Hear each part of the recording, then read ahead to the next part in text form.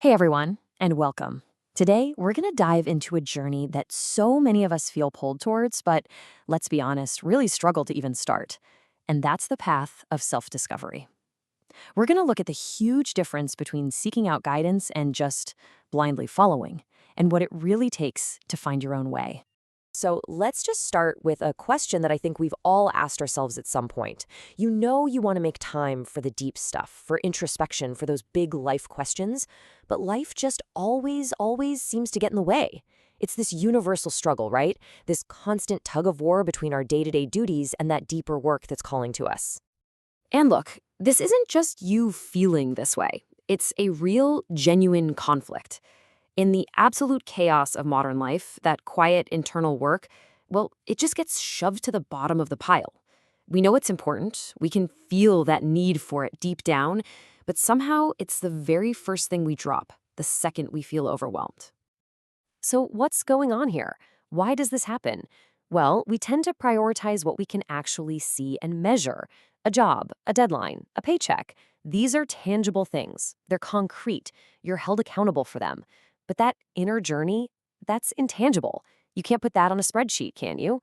So even when we know how vital it is, we just default to the material world because its demands feel so much more real and urgent. Now, this struggle is what often leads people to look for spiritual teachers or philosophical guides, and it makes perfect sense. If you feel lost and you can't find the path on your own, you go looking for someone who can show you the map. But this right here is where a really critical distinction comes into play, one that basically defines the rest of your entire journey. Okay, so check this out, because this is where it gets really interesting. There are two fundamentally different ways to approach a teacher. The thinker, their mind is already humming. They have questions, they have thoughts, they're already in motion. They go to a teacher as a resource. But the follower, they show up like a blank slate and wait for the teacher to give them the ideas that will become their thoughts. One path leads to empowerment. The other, well, that leads to dependency. This quote just nails it. A true guide plays a very specific role. You know, think of the Indian epic where Jamvan doesn't give the hero Hanuman his powers. He just reminds Hanuman of the incredible strength he already had inside him all along. That's what a real guide does.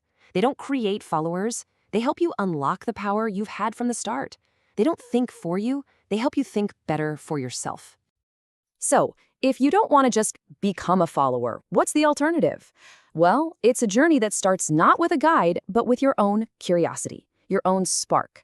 It's really about learning how to think, not just being told what to think.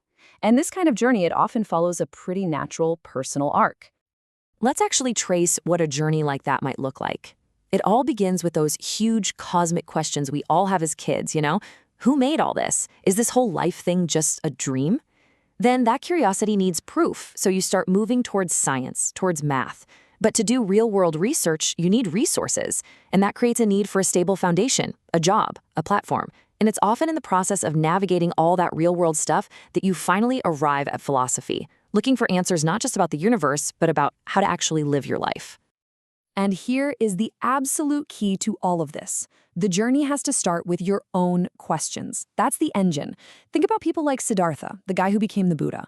He didn't just accept the scriptures he was given, he questioned them deeply.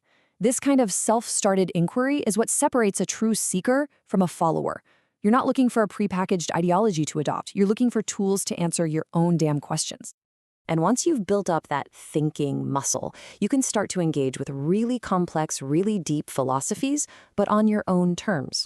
A perfect example of this is when you compare two massive Hindu texts, the Bhagavad Gita and the Ashtavakra Gita. They offer profoundly different paths to wisdom, as you're about to see.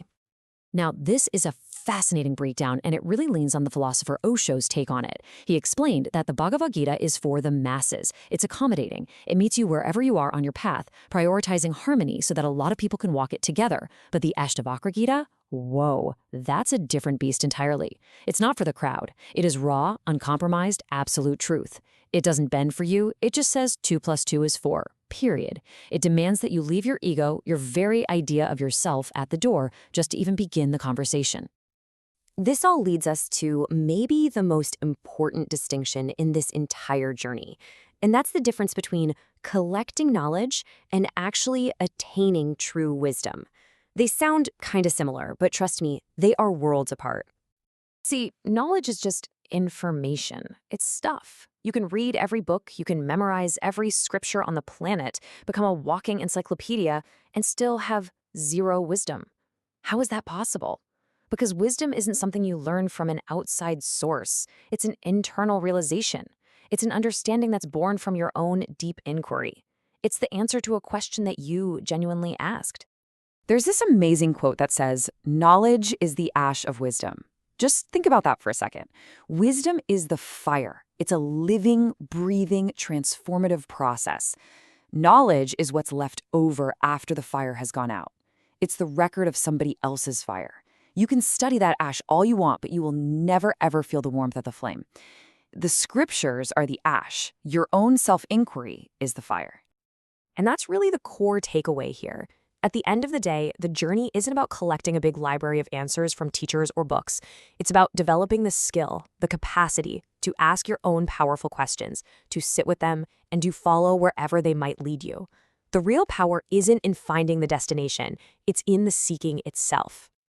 So, I'm going to leave you with a question to chew on. Think about the big, foundational beliefs you hold about life, about the world, about yourself. Are they truly your own? Are they the result of your own deep, honest questioning? Or are they just the beautifully preserved ash from someone else's fire? It's a question worth asking. Thanks for joining me for this one.